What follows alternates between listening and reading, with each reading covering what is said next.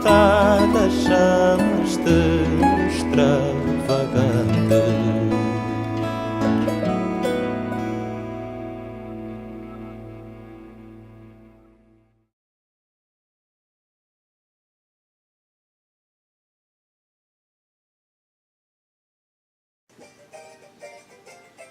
Chama-se Praça do Comércio, é o mais recente CD de Júlio Pereira. Após 3 anos de ausência, um trabalho que vem acompanhado de um excepcional livro, onde podemos encontrar, para além do CD, ilustrações, a história do cavaquinho de Portugal em português e em inglês, e até, imagine-se, pautas de música. Muito bem-vindo, Júlio, ao programa Germânica de Entrevista. Bom dia. Bom dia, boa tarde ou boa noite, depende da hora e do local onde as pessoas nos estejam a ver e a ouvir. Isso é sempre importante. Hoje em dia, já não basta, pelos vistos, dar música aos consumidores. É preciso um bocadinho mais. Eu acho que sempre foi assim. E creio, aliás, que um compositor nunca pensaria naturalmente dessa maneira. Porque, repara, é uma profissão, como outra qualquer, só que é uma profissão criativa e, como tal, tens sempre desejo de crescer e de fazer melhor. Portanto, creio que essa nunca seria a via de um criador. Quando alguém te chama pioneiro ou monstro do cavaquinho em Portugal, tu sentes-te assim um bocadinho já para o antigo, ou não? Tenho de confessar que isso começou em 1981 e eu era jovem, não é? Tinha 28 anos. Portanto, de algum modo fui-me habituando. Se bem que acho que as pessoas sempre se referiram de uma maneira afetiva. Aliás, não acho, tenho a certeza absoluta. E afetuosa. É curioso que, nessa altura, para quem ainda tem alguma memória ou quem gosta de esgravatar a história da música portuguesa, em 81 o que estava a dar era o rock.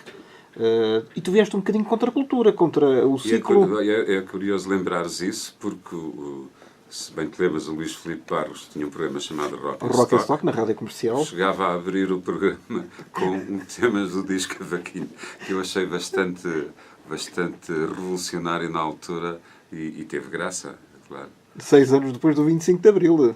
E depois houve uma altura que ele fez uma brincadeira que foi, começa a passar um tema de rock, de hard rock, que era um antigo disco que eu tinha feito, com uma banda chamada Charanga, e perguntava aos ouvintes, que oferecia não sei o quê, se alguém adivinhasse o nome da banda. Claro que ninguém adivinhou. Porquê? Achas que o Charanga, entre outros projetos, ficaram um bocadinho na penumbra do esquecimento hoje em dia? E já nessa altura, pelos vistos? Não, repara, o 25 de Abril foi um marco gigantesco a todo o nível. Portanto, mudou toda a dinâmica relacionada com a música, mudou totalmente. Enquanto que até ao 25 de Abril era raro, havia muito poucos programas que passassem rock. Ora, isso depois do 25 de Abril, a abertura foi diferente e hoje a rádio, digamos, fornece rock a toda a gente. Em quantidades industriais. A todas as horas, não é? Posso-te perguntar onde é que estavas à Leia de Batista Bastos? Onde é que estavas no 25 de Abril de 74? Nessa noite tinha dormido em Passo de Arcos e vinha à boleia para Lisboa. Na madrugada? Não, já assim de manhã. Vinha à boleia e foi um homem com um mini que me deu boleia e tinha no banco de trás, agora não me lembro qual o jornal, provavelmente o Diário de Notícias, com a palavra revolução assim gigantesca. Portanto, foi a primeira hora. Isto deviam ser o quê? Não sei, 11 da manhã. Portanto, é o primeiro contacto que eu tenho com essa novidade. Tu tinhas 20 e poucos anos, nessa altura? Sim, tinha 19. 19 anos. Eu no 25 de Abril tenho exatamente 19 anos. E o que é que dizia nessa altura o 25 de Abril, parte política, o porquê das coisas de estarem a acontecer dessa forma? Bem, apesar de eu ser jovem, eu aliás era um músico de rock, digamos, nos meus 17, 18, 19 anos, mas começava a dar os primeiros passos aí aos 17 anos de consciência política, até porque os amigos que eu tinha eram amigos mais velhos. De esquerda? De esquerda, evidentemente. Alguns, estou-me a lembrar de dois concretamente, que foram presos e tiveram presos e sofreram a tortura do sono, etc. É óbvio que em contacto com essas pessoas que concretamente viviam coisas, tenho de te lembrar que naquela altura não se podia falar no café, portanto, todos nós falávamos muito baixinho questões desse tipo. Mais que 2 pessoas reunidas era um comício, não é? Exatamente. E, portanto, esses são o meu primeiro contacto, digamos, com pessoas que viviam aquilo que não era o que aparecia nos jornais. Tinhas medo de ser incorporado para o serviço militar? Isso é outra coisa curiosa, pá, e estou muito grato ao 25 de Abril, porque Estavas a um passo. Eu tinha decidido que não ia para a guerra. Refratário? E portanto tinha as malas feitas para ir para Londres. Era o que estava na minha cabeça, porque eu para a guerra não ia. Para quando? Tinhas data marcada? Não, estava ali naquele impasse, porque o 25 de Abril foi de facto uma novidade e sobretudo uma surpresa, não é? Mas eu naquela altura da minha vida tinha decidido que não ia, tinha as malas feitas para ir ter com um cunhado meu a Londres, tinha sido, ou seja, não fui, quando me chamaram, fui 2 vezes chamado para a recruta e não fui, portanto eu estava ali numa falta, estava ali em falta, não é? E com as malas feitas, quando acontece o 25 de Abril. Felizmente, e porque já tinha um filho na altura, nem sequer fiz a recruta. Isso, ter um filho e ser pai muito jovem, era benéfico nessa altura? Não, era bastante complicado, como deves imaginar. Era bastante complicado. Benéfico só no sentido de alterar a incorporação militar, era só isso. Não, acontece é que o 25 de Abril trouxe também uma dinâmica diferente e creio que até é capaz de ter em termos havido sociais, uma lei que dizia que quem já era pai não tinha que fazer o serviço militar. E havia colegas e amigos teus que tinham ido para o ultramar? Claro, muitos. E morreram? Como te disse, a maioria dos meus amigos eram mais velhos. E alguns morreram? Não, amigos próximos e sobretudo familiares, porque tenho muitos primos. Há sempre um primo mais velho. Sim, claro, havia muitos que foram, mas não houve, felizmente. Isso tudo deu-te uma certa identidade política que depois, mais tarde, se veio a acentuar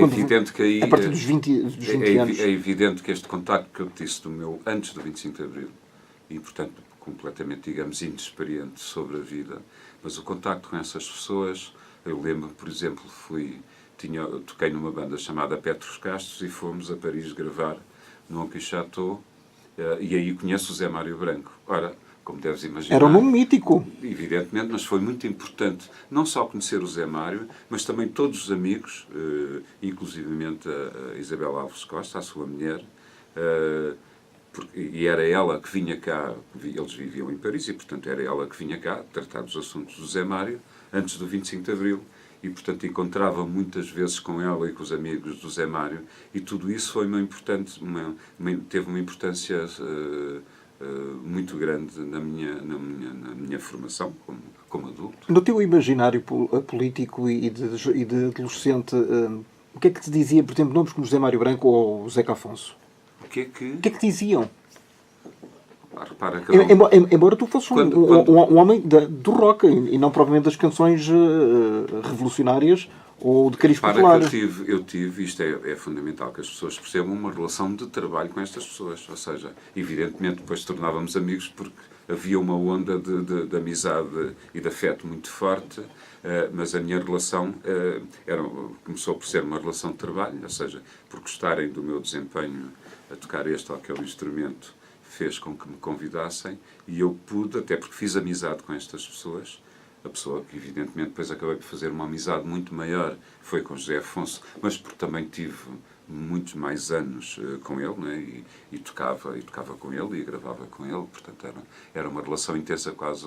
Eu ia para a casa do Zeca praticamente todos os dias, foi uma relação muito diferente. Seja como for, com todos, e é bom referir-te isto, porque dos meus 20 aos 30, ou seja, imediatamente a seguir, ao 25 de abril, toda a década. A minha maior experiência foi como músico de estúdio. Ou seja, todos eles, os nossos compositores mais importantes, chamavam para eu gravar com eles. Isto foi de facto, foi muito importante. Porquê? Porque naquela altura havia um tempo que não havia hoje.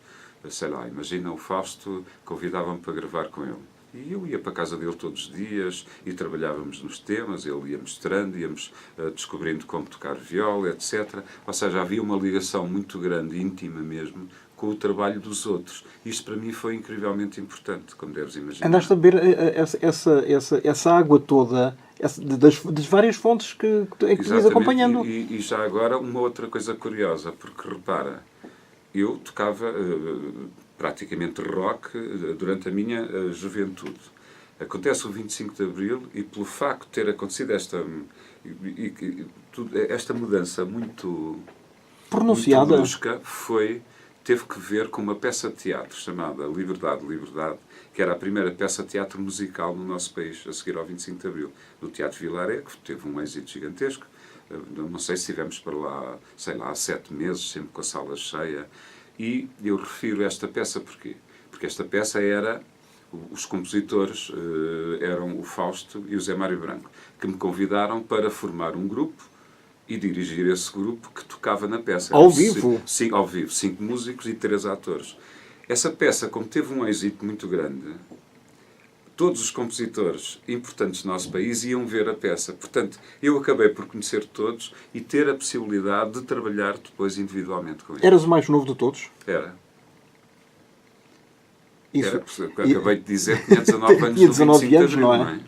E como é que tu chegaste aí para a estrada com eles também? Disseste que eras um homem de estúdio. Fui com... Desculpa, estou a dizer adeus ao Macedo. Ao nosso querido António Macedo. Bom dia, Macedo. E o que é que eu ia dizer? Ele até podia entrar se quiser. Pode entrar, sim senhor. O António Macedo é sempre muito Bom dia, bem-vindo. António Macedo. Eu estou a tentar dizer aos ouvintes e mostrar o tom de voz que tu usas de manhã com aquela energia toda fantástica que o povo gosta. E agora, posso continuar? Chegas aqui e interrompes. António, podes-te sentar aí, por Estava favor. a dizer que não dizias bom dia. Não, estávamos aqui a recordar coisas muito engraçadas e depois umas coisas puxam as outras. Que ele era o mais novo de uma trupe de gente muito bem gizada para a música, como o Sérgio Godinho, ou o Fausto, ou o Zé Mário Branco. Fausto, E então ele andou a beber de toda esta gente que depois veio dizer. Mas olha que bebeu bem. Bebeu bem. Sim. E bebeu bem e criou uma bebida que é própria. E agora muita gente, porventura, beberá nele. Que é o que deve fazer. Claro, então, mas ele, com a idade de provecta que ele tem, como todos nós já temos, ele tem que deixar os herdeiros. Daniel Mas, com Pereira, entre certeza, outros, não é? Exatamente.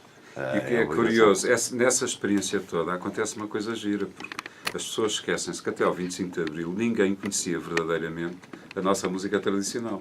Porque havia um programa na televisão que mostrava os ranchos folclóricos que tanto, do Pedro Homem de Melo. que tanto fazia que fosse um rancho do Minho ou do Algarve. O povo e a música. Aquilo tinha sempre tudo o mesmo som, que era o acordeão, o bombo e os ferrinhos, que fez com que eu odiasse. Claramente, como qualquer pessoa odiava aquilo. Essa música. Ora, isto quer dizer o quê? Que com o aparecimento do rock era facílimo um jovem chegar aos 20 anos e odiar qualquer coisa que tivesse a ver connosco. E, portanto, onde é que foram importantes, para mim, os nossos compositores mais importantes daquela altura? Foi que cada um tinha uma ligação natural, por gosto, com determinada música de uma certa região. Sei lá, o Vitorino, evidentemente, com o Alentejo, o Fausto com Trás-os-Montes, o Zeca Afonso com a Beira Baixa, e todos eles foram muito importantes para mim, não só no seu próprio projeto, mas por aquilo que me ensinaram e deram a ouvir da verdadeira música que tradicionalmente nós tínhamos. E que tu desconhecias na E que eu totalidade. desconhecia, é verdade. Ou seja, eu conhecia... Conhecias o postal que o senhor nos vendia. Evidentemente, e conhecia alguns temas avulso tradicionais, porque eu aprendi bandolim quando era pequenino, ensinado pelo meu pai. E o meu pai, evidentemente, sendo da Beira Baixa, ensinava-me algumas modinhas que era costume os instrumentistas de cordas tocarem nas tunas. Mas ias lá durante as férias e ias tocar o bandolim e pouco mais? Não, ele tocava em casa quando havia uma festa e eu ficava maluco a ouvi-lo e obriguei-o a ensinar-me. Mas com o aparecimento do rock, nos meus 10 anos, é evidente que essa década, dos 10 aos 20, eu era um roqueiro Pois, integraste o Petros Castro e gravaste um disco histórico, participaste no Mestre, eras membro do... Sim, e gravei 2 discos com o Charanga. E 2 discos com o Charanga. É verdade. Mas há uma marca... Esse disco foi uma coisa absolutamente espantosa para o rock. Esta é verdade. É curioso que o Júlio, ele é pioneiro e dá pedradas no charco de 10 em 10 anos. Ele também foi pioneiro e foi uma pessoa que fez com que nós gostássemos muito do cavaquinho a partir do início dos anos 80. Sim. Porque era cá está, era um dos instrumentos, não era maldito, mas era mal visto, se calhar. Eu acho que isso tem que ver com... Desculpa, eu agora interrompi porque foi José Afonso que te disse toca o cavaquinho, não foi? E que te instigou a... Foi porque, repara, eu de facto tomei o gosto do cavaquinho quando tocava com ele, e o Zeca, até por dificuldade que já tinha na voz, gostou tanto de me ouvir tocar que me pedia para tocar 2 ou 3 temas em todos os concertos, até para ele descansar. Para descansar um bocado. Isto foi muito importante para mim porque os primeiros concertos foram até na Alemanha. Nós fizemos uma grande turnê na Alemanha e, portanto, a reação logo a seguir ao 25 de Abril ao cavaquinho foi aí, e aí fiquei, aliás, ficámos todos. Mas logo a seguir ao 25 de Abril? Chegou a haver concertos onde o público se levantava quando eu tocava cavaquinho. E é aí que me começo a dedicar e a trabalhar até depois fazer o disco. E entretanto participas também na gravação tocas cavaquinho no disco, se bem me recordo, no Baladas de Coimbra e outras canções, num dos temas, como é que se chama? No Vira de Coimbra. No Vira de Coimbra, o cavaquinho, há uma versão anterior, não é? Dos anos 60, não é? Claro. E uma pessoa ouve a versão original dos anos 60 e depois a versão do disco de 81, para aí, 82, do José Afonso, foi o último que ele gravou para a Orfeu, e só o cavaquinho do Júlio Pereira, e um dia à conversa com o Sérgio, o músico de Coimbra, que participou também na gravação, que o José Afonso foi buscar, o velho Sérgio. Pronto, ele desculpa-me de certeza, agora quero dizer o nome, não sou capaz. Já vai ser o cavaquinho do Júlio Pereira no Vira de Coimbra, aquilo dá uma graça. E realmente, depois olha, vou lá ouvir isto outra vez, dá lá o cavaquinho a encher aquilo e todo aquilo que a canção tem de vibrante é dada, e de arrebatador mesmo, é dado pelo cavaquinho do Júlio Pereira. E pronto, e com esta me vou, porque eu parei com um cliente que tinha ali, não sei se sabe. Não sei, não quero saber, e tens muito bem-vindo, ficas aqui o tempo que quiseres. Muito obrigado. Parei aqui por causa do Júlio, não podia deixar-lhe dar um abraço, ainda anteontem. Quando é que estivemos juntos? Há poucos dias. Há poucos dias, não. Já agora, António, na tua carreira e de... Eu não tenho carreira tens autocarros, agora diz-me lá. Na tua... Da minha atividade, ao longo da minha atividade. Exatamente. Sim. Em 81, quando o Júlio lançou o seu primeiro disco a solo... Participei num teledisco do Cavaquinho. Gravámos no Rossio. Quem é que fez o teledisco? Foi o... Tu não te recordas Paulo disto? Forte. O Paulo Forte. E eu fui figurante na paragem do autocarro na estação do Castro Dré. Mas para ouvir a música? Não me lembro qual era o programa que era. Era o programa de Jorge Pego. Era o Viva a Música? Chamava-se Viva a Música. Foi feito um teledisco do Cavaquinho. Não me lembrava. Mas lembro-me eu. Pois, porque tu fizeste tantos telediscos, não te podes lembrar disso. Eu lembro que foi o único em que entrei. Não. Entrei agora mais recentemente, também num teledisco, estraguei completamente. Mas essa foi a estreia. Essa foi a estreia absoluta, pá. Estavas na Rádio Comercial nessa altura? Estava na Rádio Comercial e no 7, na altura.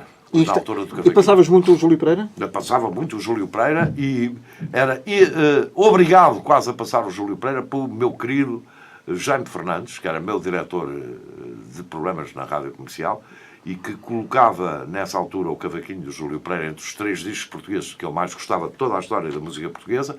E daqui a uns 10 anos, quando lhe pedi para ele voltar a fazer uma escolha, mas então em termos de temas de canções ou de temas da música portuguesa, para escolher 5 só da música portuguesa, ele colocou um dos temas do Cavaquinho. E não foi logo o tema de abertura, que era no fundo o mais conhecido, não me lembro agora qual foi. Um dos temas do Cavaquinho do Júlio Pereira ele colocou entre os 5 primeiros.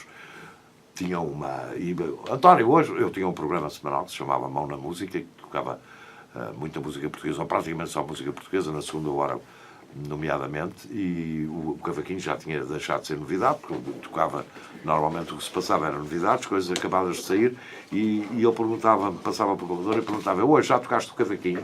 Se não tocaste, toca o Cavaquinho. Pode ser uma qualquer. Desde que seja e mesmo que eu não gostasse do Cavaquinho e gostava muito, era obrigado, antes que fosse despedido, era obrigado a tocar o Júlio Pereira. O Jaime Fernandes nunca te despediria? Nunca. Estou a brincar, evidentemente. Ele dizia aquilo até na brincadeira. Saudosa memória, por acaso. Já agora, assim, convém, António, nestes momentos, e veio mesmo a propósito, nós lembrarmos a atividade de quem já nos deixou e que tanto representou, quer para a rádio, quer para as nossas vidas. E eu, ao Jaime, devo a minha entrada na rádio.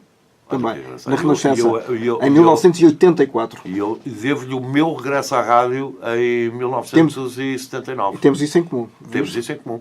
Eu regressei à rádio depois de 4 anos de silêncio. Regressei à rádio em... Olha, estamos a tirar uma fotografia, Júlio. Olha o Germano a tirar uma fotografia à gente. Olha nós os dois. Depois isto vai aparecer no Facebook. E ele vai dizer, olha, tal, e vai-se ouvir no rádio. Não, isto é um momento histórico, primeiro porque não estava nada preparado, o que é sempre o melhor de todos. Pois é.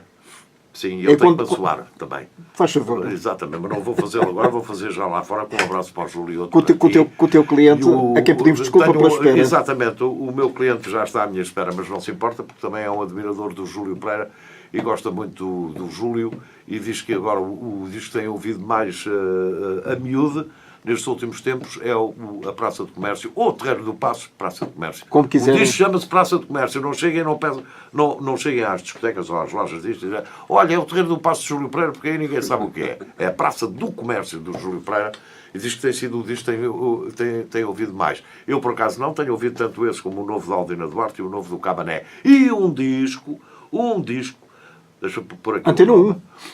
São todos Antena 1. Um que não é Antena 1, que eu tenho, foi uma surpresa para mim, é de um músico denominado Francisco Monteiro. Acho que é Francisco Monteiro. Francisco J. Monteiro. Que é músico da Márcia e que tem um disco a nome próprio. Ele assina Tomara. Tem um disco tão bonito, que eu estou agora aqui também a ajudar a vendê-lo. Mas então, neste momento, é Praça de Comércio, o novo do Camané canta Marceneiro, o da Aldina Duarte, que se chama, quando se chama Loucamente, o do Júlio já disse, não é?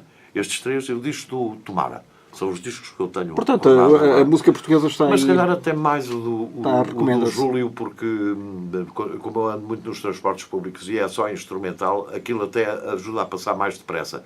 Porque, olha, o Galope do Deserto é entre a estação do parque e a de São Sebastião, tipo, dá para 1 metro a andar.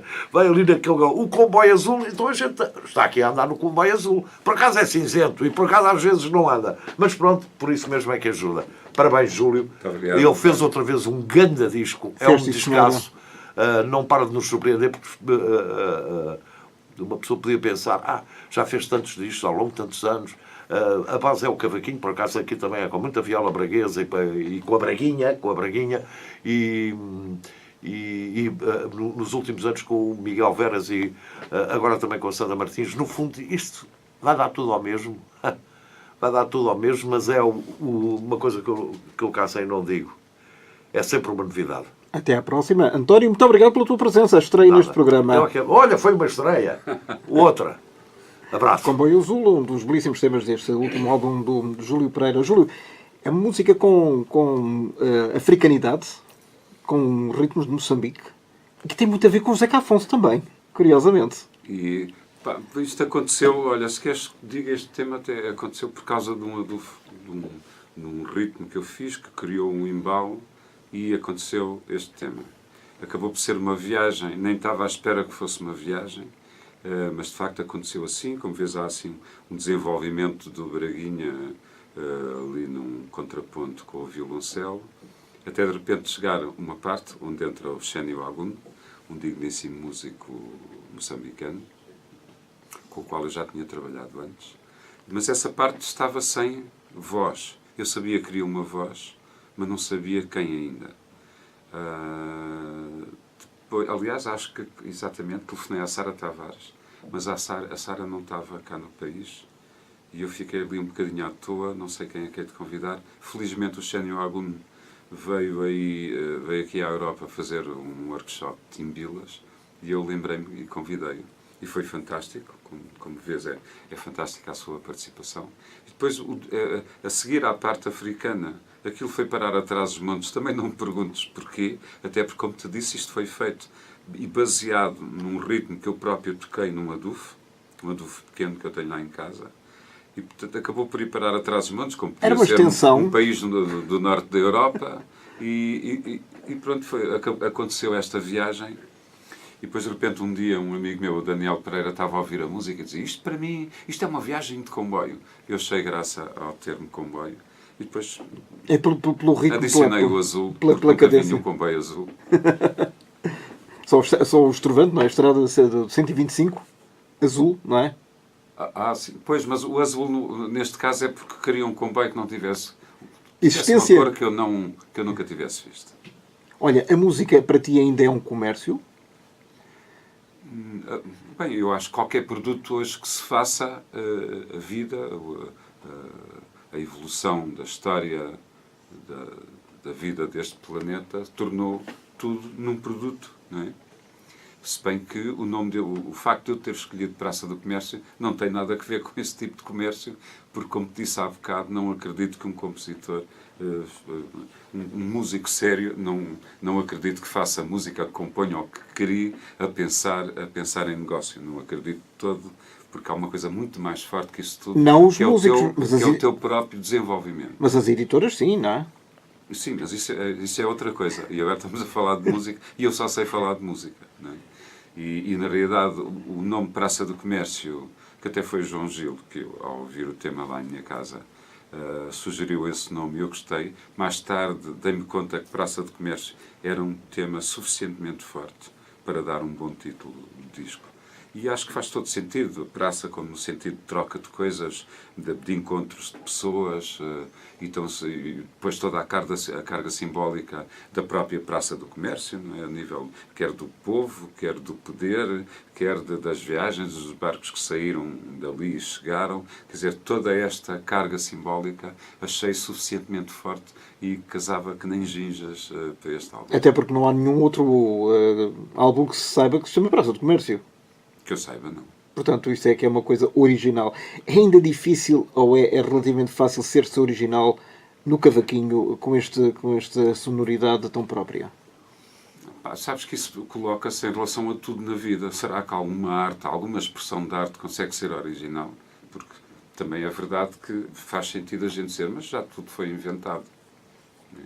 E é muito fácil, se fôssemos analisar tudo aquilo que se chama música contemporânea, de certeza que nós iríamos buscar um bocadinho ou um cheirinho daquilo que se faz na contemporaneidade, iríamos encontrar isso, algures, num compositor antigo, não é?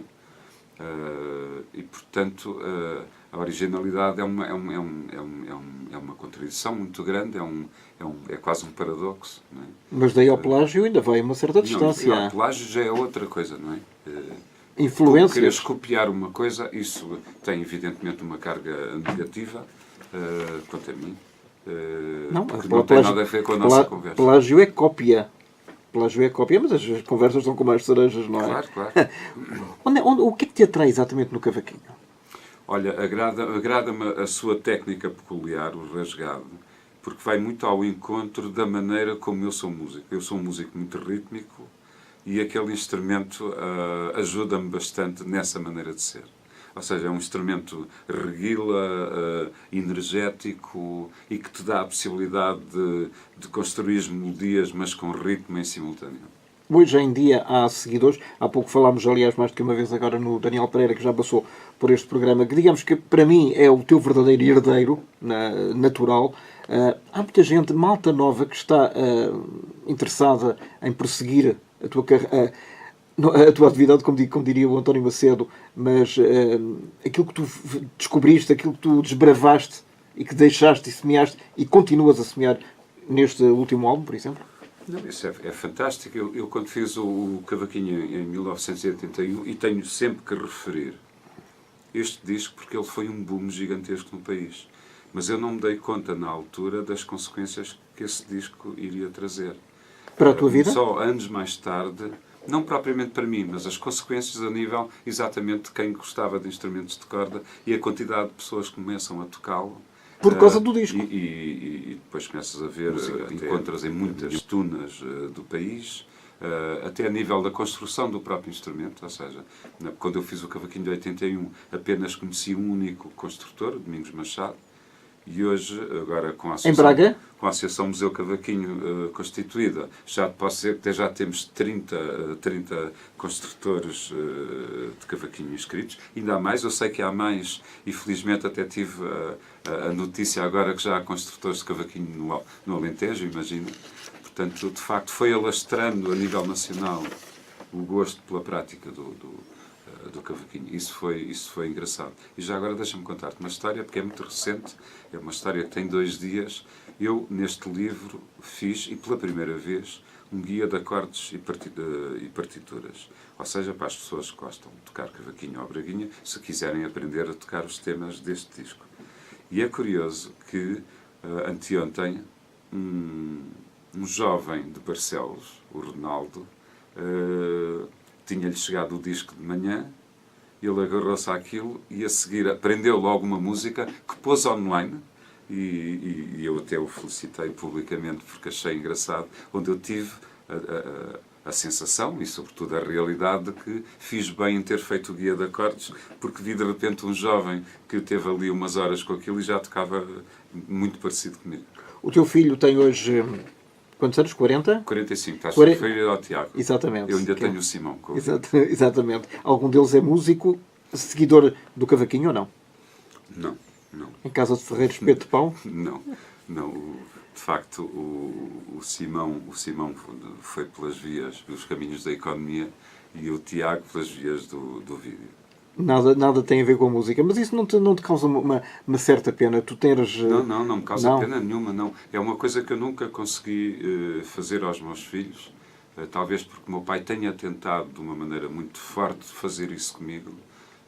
De tal modo que ele não queria que eu fosse músico. Portanto, só muito tarde, sobretudo com o disco Cavaquinho, onde o boom foi tão grande, que os amigos, durante meses, chegavam-lhe todos os dias com jornais, com recortes daqui e daquela, que lá às tantas. Um dia estou a fazer uma ação de autógrafos e ele aparece pela primeira vez, ou seja, tinha sido o primeiro dia que ele se tinha apaziguado com o facto de eu ser músico. E, portanto, eu nunca fiz isto com os meus filhos. Acho que cada pessoa deve ser livre e sou absolutamente contra, e sobretudo hoje há muito, até porque há cada vez mais amizade dos pais com os filhos, mas há uma tendência muito grande, super protecionista, que faz muitas vezes com que os jovens não façam o que gostavam mesmo de fazer. Tipo, filho, és pai, Ou seja, serás, acho não? que a minha geração, de algum modo, incuta algum medo, que são, no fundo, os seus próprios medos em relação à sociedade de hoje. E que sinto que, muitas vezes, os jovens não fazem aquilo que, de facto, gostariam de fazer. O que é que o teu pai esperaria para o teu futuro? Queria que eu fosse Isto não interessava, podia ser um advogado ou um médico. Desde que não fosses músico? Desde que não fosse músico. Tu chegaste e provaste o contrário. É evidente que há que percebermos que nos anos 60 o medo de alguém querer ir para a arte era um medo gigantesco, sobretudo um medo a nível económico, não? O que é que isso representava? E depois vais viver como hoje, e por aí afora, não é? Depois disso acontecer e desse boom inesperado desse primeiro disco, eu já não estou a falar dos seguintes, que este é o 22º, não é? Exato. Este é um número Capicua. Ele finalmente concordou que tinhas trilhado o caminho certo. Deu a mão à palmatória. Assim, não, e depois tornou-se um fã meu e, portanto, já queria ir aos concertos. Qual foi a melhor coisa que ele te disse? E uma vez foi ver um concerto e disse no São Luís, e disse: foi a melhor noite da minha vida. E essa não esqueces mais. E a mãe? Claro. Não, a minha mãe gostou sempre e, portanto, nunca se opôs ao facto de eu ser músico.